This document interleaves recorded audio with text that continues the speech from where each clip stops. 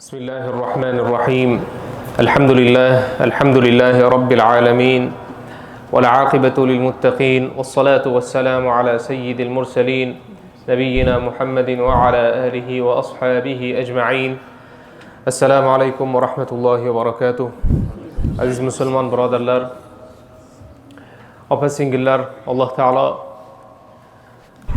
bizlarni o'zini ibodatiga chorladi, ibodatiga muvaffaq qildi. Bu uchun biz Alloh taologa cheksiz hamd va sanolar aytamiz. Bu Alloh taoloning ulug' ne'mati, hammaga ham berilavermas ekan.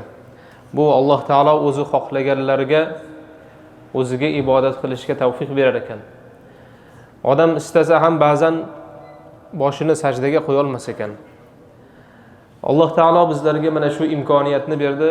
Alloh taolodan bunga hamd aytamiz va Alloh taolodan buni bardavom qilishini so'raymiz. To jonimiz chiqqunicha o'zini ibodatida, iymonda, islomda Alloh bizlarni bardavom etsin.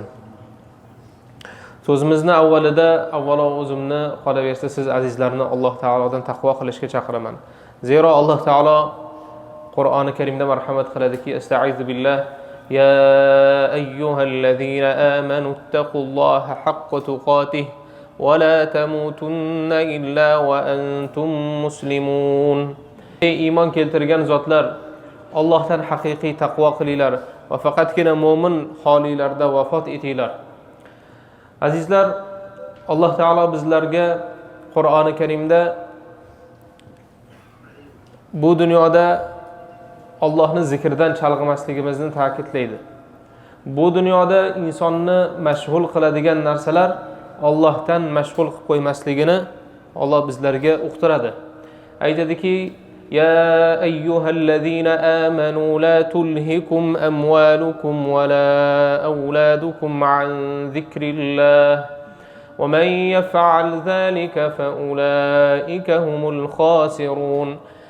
وأنفقوا مما رزقناكم من قبل أن يأتي أحدكم الموت فيقول رب لولا أخرتني إلى أجل قريب فأصدق وأكن من الصالحين. Ey iymon keltirgan zotlar, sizlarni mol va dunyoingiz va farzandlaringiz Allohning zikridan chalg'itib qo'ymasin. Kimki agar shunday qiladigan bo'lsa, u ana o'sha inson ziyon ko'ruvchilardandir, ziyonkorlardandir. Biz sizlarga rizq qilib bergan narsamizdan infoq qilinglar, ihson qilinglar deydi Alloh taolo. Sizlarni biringizga o'lim kelib, ey Robbim, meni ozgina muddatga kech qoldirsang edi, yana ozgina muddat bersang edi, men sadaqa qilib solihlardan bo'lib olardim deyishidan oldin, sizlarga o'lim kelishidan oldin sadaqa qilib qolinglar deb Alloh taolo bizlarga marhamat qiladi. Walan yuakhkhirallohu nafsan idza jaa ajaluha wallohu xabirun bima ta'malun. Biron bir jonga o'lim kelgan vaqtida unga yana muddat cho'zib berilmaydi. U kechga qoldirilmaydi. O'lim kelgan vaqtda u joni chiqadi. Alloh sizlar qilayotgan ishdan xabardordir deb Alloh taolo marhamat qiladi, birodarlar. Agarki bizga o'lim kelsa, bilinglarki, birodarlar, orqaga yo'limiz yo'q. O'lim kelganda bizdan so'ramasdan, eshik taqillatmasdan, ruxsat so'ramasdan keladi. Va kelganidan olib ketadi bizni. Qancha qiladigan ishimiz bo'lsa hozir qilib olaylik. Imkoniyatimiz borida Alloh taolo bizlarga hayot bergan, jon bergan vaqtda hamma yaxshiligimizni qilib olaylik. Alloh taolo bizlarga buni eslatyapti. Sizlarni biringizga o'lim kelishidan oldin sadaqa qilib qolinglar deyapti. Sizlarni mol va dunyoingiz va sizlarni farzandingiz Alloh taoloning zikridan chalg'itib qo'ymasin deyapti. Inson odatda eng ko'p mashg'ul bo'ladigan narsasi hayotida uni ishi, mashg'uloti va farzandlari bo'lar ekan. Aksariyat holatda, masalan, ertalabdan kechgacha soat 8 soat ishlaymiz yoki 6 soat ishlaymiz eng kam ishlaganimiz. Bu nima degani? Ya'ni biz mol va dunyo bilan mashg'ul bo'lamiz bir muddat. aksariyat vaqtimiz. Va farzandlar bilan uyga borgandan keyin farzandlar bilan birga bo'lamiz. Hozir birodarlarimiz haftalab ishlashadi. 6 soat, 8 soat emas, 15 soat, 16 soatlab ishlashadi, 20 soatlab ishlashadi. Ya'ni dunyo bilan mashg'ul bo'lamiz hammamiz. Bu Alloh taolo bizga bergan hayot. Endi mana shu hayotda biz o'zimizni nima uchun yaratilganligimizni unutib, faqat dunyoga yoki bo'lmasa farzandlarga chalg'ib qolishimiz kerak emas ekan. Balki biz Alloh taoloni ibodatini, Alloh taoloning zikrini o'z vaqtida ado etishimiz kerak ekan. Alloh taolo bizlarga bu dunyoni hayotimiz uchun, yashashimiz uchun muhim narsa qilib qo'ydi. Butun Odam alayhissalom davrlaridan boshlab bugungi kungacha va qiyomat kunigacha keladigan insonlar borki, bir tirikchilik qiladi. Bu yashashimiz uchun zarur tirikchilik masalasi. Lekin bu tirikchilik masalasi bizni Allohning zikridan, Allohning ibodatidan chalg'itmasligi kerak. Va bu mol va dunyo masalasi inson uchun muhim. Dinimizda ham bu mol va dunyo haqida juda ko'p tavsiyalar, ko'p buyruqlar, ko'p qaytariqlar kelgan. Bu bizni hayotimizda o'rni kattaligidan dalolat beradi. Shuning uchun ham biz mol va dunyoyimizni esi past insonlarga, u mol va dunyoga ega bo'la olmaydigan, uni boshqara olmaydigan, to'g'ri tasarruf qila olmaydiganlarga berib qo'ymasligimizni Alloh taolo ta'kidlaydi. ولا تؤتوا السفهاء أموالكم التي جعل الله لكم قياما. Alloh sizlarni rahbar qilgan, boshqaruvchi qilgan mol va dunyoni esi pastlarga, aqli pastlarga bermanglar dedi. Yosh bolaga, 3-4 yoshli bolaga siz qo'liga tillo berib qo'ysangiz ham u bilmaydi uni. Yoki yutib yoradi, yoki ko'chaga otib yoradi, yoki bitta o'yinchoqqa almashib yoradi. Yoki bo'lmasa bu yoshi katta bo'lsa ham lekin aqli rivojlanmagan insonga biz mol va dunyoni berib qo'yishimiz to'g'ri bo'lmaydi. Bu dinimizda Alloh taolo bu narsani qaytaryapti.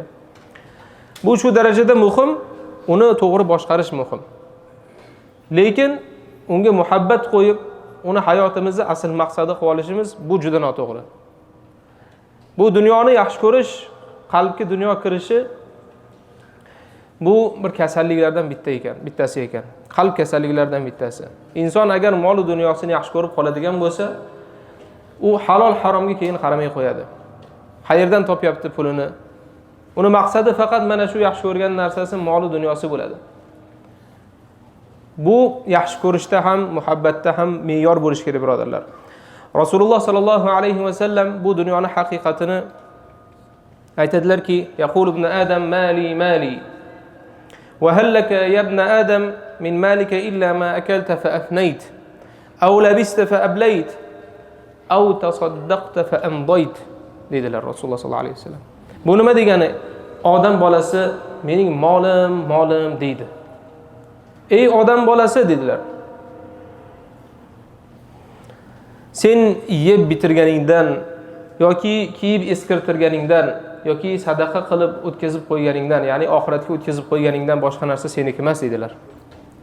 Bizi asl rizqimiz mana bu haqiqatda meniki deganimiz mana shu narsalar ekan, birodarlar. Yeb bitirganimiz, kiyib eskirtirganimiz va sadaqa qilib ertaga oxiratga o'tkazib qo'yganimiz mana shu bizniki. Undan ortiqcha molimiz esa, birodarlar, biz faqatgina bir qorovulmiz faqat. Biz mas'ul insonmiz, undan uyoqqa o'ta olmaymiz. Inson xohlaydimi yo'qmi, bir kosa ovqatga to'yadi, to'g'rimi? 20 kishining ovqatini yeya olmaymiz. 20 kishining kiyimini ham kiya olmaymiz, birodarlar. Bitta jasadga bitta kiyim. Qavat kiysangiz ham 3-4 kiyim kiyasiz qishda. Lekin 20 kishining kiyimini kiyib ola olmaymiz, to'g'rimi? 20 kishining ovqatini yeya olmaymiz, to'g'rimi? Biz yeydiganimiz va kiyadiganimiz shu bir o'zimizning rizqimiz, mana shu bizniki. Undan ortiqchasi kerak bo'lsa aytda millionlarimiz bo'lsin, bularga biz qorovulmiz. Biz faqat o'shani endi to'g'ri sarflashimiz, Allohni rozi qiladigan yo'llarga ishlatishimiz kerak bo'ladi. Bizning vazifamiz mana shu bo'ladi. Bizning rizqimiz o'sha yeganimiz, ichganimiz, kiyganimiz va sadaqa qilganimiz, Allohning yo'lida ertaga oxiratga o'tkazib qo'yganimizdir. Demak, birodarlar, biz bu dunyoga bo'lgan munosabatimizni Rasululloh sollallohu alayhi vasallam shu gaplardan to'g'rilab olishimiz kerak bo'ladi. Nima qilyapman? Million topdik, milliard topdik. Uni nima qilamiz? Haloldan topyapmizmi, haromdanmi? Uni qayerga ishlatyapmiz? Halolgami yoki haromgami? Mana bu narsaga biz jiddiy e'tibor berishimiz kerak. Chunki bir qo'l mehnat qilib turib, inson och qolmagan shu vaqtgacha. Bir terlab, og'ir mehnat qilib bo'lsa ham inson kunini o'tkazsa bo'ladi. Yeb icharini va kiyim kechagini topib o'tkazishi mumkin. Lekin haromga inson o'zini o'zi urishi bu hech qaysi bir aqlli insonning ishi emas. Chunki ertaga Alloh taoloning huzuriga borganda bu harom uchun jazo bor. Haloli uchun ham hisob kitobimiz bor. Birodarlar, Rasululloh sallallohu alayhi vasallam o'zlari sahobalarini bu dunyoga bo'lgan munosabatlarini chiroyli tarzda tarbiya qilganlar. Sahobalarning tarbiyalari payg'ambardan olishgan ular. Bir kuni bir to'da sahobalar, faqir, kambag'al sahobalar Rasululloh sallallohu alayhi vasallam oldilariga kelib shikoyat qilishadi. Zahaba ahlud dusuri bil ujur deyshadi. Ey Rasululloh, boylik egalari ajrlarni olib ketib qolishdi. Ya'ni ular oldinga o'tib ketishdi. Ular yusalluna kama nusalli va yasumuna kama nasum. Ular biz namoz o'qiganimizdek, ular ham namoz o'qishadi. Biz roza tutganimizdek, ular ham roza tutishadi. Va yatasaddaquna bi fuduli amwalihim dedilar. Va ular pullarini, mol dunyolarini ortiqchasi bilan sadaqa ham qilishadi deydi. Faqirlar sadaqa qila olmaydi. Ular namoz, roza tuta olishadi, roza tuta olishadi, namoz o'qishadi, lekin sadaqaga pul yo'q, imkoniyat yo'q. Lekin boyligi bo'lganlar esa namozni ham o'qiyapti, rozani ham tutyapti va yana sadaqa ham qilyapti. Bu sahobalar qanday qilib bularga yetib olsak bo'ladi? Qanaqa qilib bular o'tib ketishyapti, biz qolib ketmasak bo'ladi deb shundan qayg'urdilar, g'am chekdilar. Va Rasululloh sollallohu alayhi vasallam kelib mana shu shikoyatni aytdilar. Qarang. Pul topa olmayapmiz deb emas. Ular bizda ajrda o'tib ketishyapti deb aytdilar. Va Rasululloh sollallohu alayhi vasallam ularga sadaqa turlarini o'rgatdilar. Har bir tasbihda sadaqa bor, har bir tahlilda sadaqa bor, har bir hamd aytishda sadaqa bor dedilar. Va boshqa sadaqa turlarini o'rgatdilar. Ya'niki Rasululloh sollallohu alayhi vasallam sahobalarni shunaqa tarbiya qilganlarki, bu dunyoga bo'lgan maqsadlari, dunyodan bo'lgan maqsadlari uni Allohning yo'lida infoq qilib, ertaga oxiratga o'tkazib qo'yish. Mo'min musulmonlarga manfaat yetadigan yo'llarga sarf qilib, ertaga oxiratda o'shaning ajrini olish bo'lgan. Va bu narsaga qodir bo'lmaganlar ham shunga intilishgan. Qanaqa qilib ko'proq ajr olsam bo'ladi deb. Bir rivoyatda keyin Abu Hurayra radhiyallohu anhu qilgan rivoyatlarida yana kelishadi sahobalar, o'sha faqir sahobalar. Ey Rasululloh deyshadi. Haligi boy sahobalar birodarlarimiz siz bizga o'rgatgan narsani ular ham bilib olishdi. Ular ham o'sha ish qilishyapti endi. Ya'ni o'sha tasbih aytishyapti, zikrlarni qilishyapti. Yo yana qo'shimchasiga mollari bilan ham sadaqa qilishyapti dedilar. Rasululloh sollallohu alayhi vasallam aytdilarki, "Zalika fadlulloh yu'tihi man yasha." Bu Allohning fazli, o'zi xohlaganlariga beradi dedilar. Demak, qarang, bu sahobalarni havaslari kelayotgan joyini qarang. Havaslari kelayotgan joyi, "Ey Rasululloh, bu tuyada yuribdi. Men piyoda yuribman. Bu otda yuribdi, men piyoda yuribman. Bu qasrda yashayapti, men kulbada yashayapman" emas. Bular sadaqa qilib bizdan o'tib ketishyapti. Amallarimiz bir xil qolgan. Bitta shu sadaqada yeta olmayapmiz deb shikoyat qilib kelishyapti. Qarang. Biz musulmonlar, bizni otalarimiz, bizni ajdodlarimiz mana shu fikrda bo'lishgan, mana shu dunyo qarashda bo'lishgan. Va mana shu dunyo qarashdagi insonlar butun yer yuziga islom dinini yoyishga muvaffaq bo'lishgan. Rasululloh sollallohu alayhi vasallam davrlarida va Rasululloh sollallohu alayhi vasallamdan keyin mana shu dinni butun yer yuziga yoyishdi. Chunki ular maqsadlari dunyo emas edi. Balki bu Alloh taoloning huzuridagi darajalari edi. Rasululloh sollallohu alayhi vasallam bizlarga bu sadaqani Alloh taolo yo'lida ihson qilishni qiyomatdagi darajasini, qiyomatdagi manfaatini aytadilarki, قال رسول الله صلى الله عليه وسلم الرجل في ظل صدقته حتى يقضى بين الناس رواه أحمد إمام أحمد Rasululloh sallallohu alayhi vasallam marhamat qiladilar. Kishi to odamlar orasida hukm chiqarilgunigacha o'zining sadaqasini soyasida bo'ladi dedilar. E'tibor qiling. Qiyomat kunida butun insoniyatga hukm chiqariladi. Juda uzoq muddat bu. Bir kun xuddi 50 ming yilga teng bo'lgan kunda insonlar sadaqasini soyasi ostida turar ekan. Subhanalloh. Quyosh insonga juda yaqin kelgan vaqtda kunda bizni u quyoshni issig'idan to'sadigan narsa bu bizni bugungi qilayotgan sadaqamiz bo'lar ekan, birodarlar. Sadaqa u kunda soya ko'rinishiga keltirilib, inson naqadar qanchalik ko'p sadaqa qilgan bo'lsa, o'shanchalik katta soyaga ega bo'lar ekan. Bu sadaqadan murod Alloh taoloning roziligi uchun qilingan sadaqadir, birodarlar. Shu uchun ertaga qiyomat kunida biz quyoshchi jaziramasida isib, terlab, xunob bo'lib, diqqa nafas bo'lishni xohlamaydigan bo'lsak, bugun Alloh taolo bizlarga imkoniyat bergan vaqtda mol va dunyomizni sadaqa qilib, soyamizni kengaytirib olaylik. Ertaga soyamiz bir nuqtadek bo'lib turmasin. Ertaga soyamiz bir ozgina bir joyimizga soya berib qolgan joyimizni quyosh kuydirib olmasin, birodarlar. Bu uchun hozir harakat qilaylik.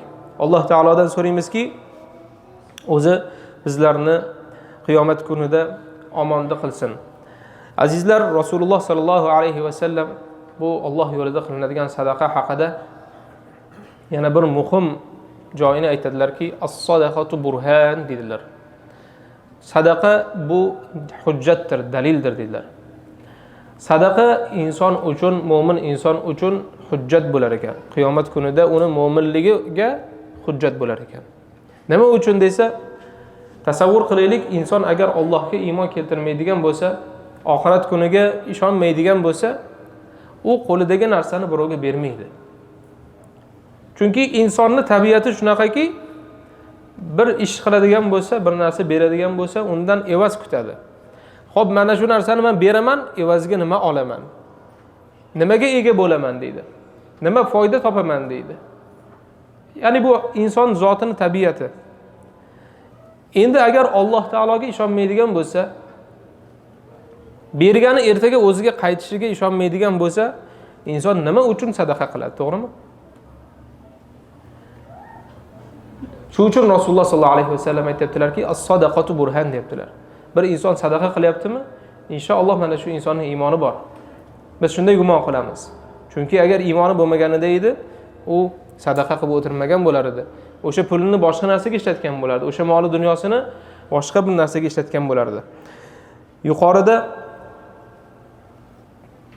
Rasululloh sallallohu alayhi vasallamni sadaqa qiyomat kunida insonga soyabon bo'lishini eshitgan Abul Xayr degan inson har kuni bir sadaqa qilar ekanlar. Har kuni biron bir kun sadaqasiz o'tkazmas ekanlar. Hatto kerak bo'lsa bir piyoz sadaqa qilar ekanlar, birodarlar. Inson sadaqa qilamanmi deb o'ylaydi shuni. Bir piyoz beramanmi birovga deydi. Lekin inson o'sha Abul Xayr degan inson mana shu hech bir kunda sadaqasi o'tkazmas ekanlar, hech bo'lmaganda bitta piyoz berar ekanlar. Rasululloh sallallohu alayhi vasallam aytganlar, birodarlar. Sizlar garchi xurmoni yarimi bilan bo'lsa ham o'zingizlarni do'zaxdan saqlab qolinglar deganlar. Odat qilaylik, kunlikmi, haftalikmi, doimiy bir sadaqamiz bo'lsin, birodarlar. Doimiy bir bizdan chiqib turadigan bir miqdormi, bir narsami bo'lsin. Qo'shnimizgami, bir qiynalgan insongami, Allohning yo'liga qanday bo'lsa ham biz bir insonga bir yoki deylik Alloh taoloning masjidlariga, Alloh taoloning bir madrasalarga, shifoxonalarga, kasalmandlarga sadaqa chiqib tursin bizdan. Katta bo'lishi shart emas. Lekin xolis bo'lsin, Alloh uchun bo'lsin, birodarlar. Alloh uchun sadaqa qilib turaylik. Ertaga qiyomatga borganimizda bizlarni boshimizga soyabon bo'ladigan narsa mana shu sadaqamiz bo'lar ekan. Alloh taolodan so'raymizki, bizlarni sahiylardan qilsin. Boylikni, mol dunyoni Alloh bizlarni qo'limizga bersin, qalbimizga berib qo'ymasin. Alloh taolo aytadiki: "Va ma tunfiqu min khayrin fali anfusikum." Sizlar nimaiki yaxshilik qiladigan bo'lsanglar, u o'zlaringiz uchundir. "Va ma tunfiquna illa ibtigha'a wajhillah." Sizlar faqatgina Allohni yuzini istab, roziligini istab sadaqa qilinglar. "Va ma tunfiqu min khayrin yuwaffa ilaykum wa antum la tuzlamun." Sizlar nimaiki yaxshilikni infoq qiladigan bo'lsanglar, u sizlarga qaytariladi va sizlarga zulm qilinmaydi deb Alloh marhamat qiladi. Alloh taolo iloyim har bir amalimizni, har bir so'zimizni o'z dargohida qabul etsin. Subhanakallohumma bihamdika nashhadu an la ilaha illa anta nastaghfiruka va natubu ilayka. Alhamdulillah va salatu vassalamu ala rasulillah. Robbana taqabbal minna innaka antas samiul alim. Allohumma ij'alna mimman yastami'una al-qawla fayattabi'una ahsanah. Ey Robbimiz, Alloh Parvardigor, o'zing bizlarga tavfiq, rushd, hidoyat ato etgin. O'zingning yo'lingda hidoyatda bizlarni bardavom etgin ya Robbil alamin. To'g'ri yo'ldan adashishdan o'zing asragin. Shaytonning sharri vasvasasidan Alloh o'zing asragin. Shaytonning yo'liga yurishdan o'zing bizlarni omonda saqlagin ya Robbil alamin. Bizlarni sahiy boylardan qilgin ya Rob. O'zingni yo'lingda erta-yu kech ihson qiladigan, infoq qiladigan solihlardan bo'lishimizni nasib etgin. Qiyomat kunida Alloh bizlarni soyabonlarimizni keng qilgin ya Rob. Bizlarni quyoshni issig'ida jaziramada kuymaydigan, soya ostida turadigan solih, sahiy insonlarning qatorida qilgin ya Robbil alamin. Ey Robbimiz, Alloh pok Parvardigor, bizlarni Rasululloh sollallohu alayhi vasallamga go'zal tarzda ergashishni nasib etgin. O'zing bizlarni ikki dunyoda yaxshiliklaring bilan siylagin. Ikki dunyo xorozorligidan, yomonligidan, azobdan Alloh o'zing asragin. Robbana atina min ladunka rahmatan va hayyi lana min amrina rashada bi rahmatika ya arhamar rohimin.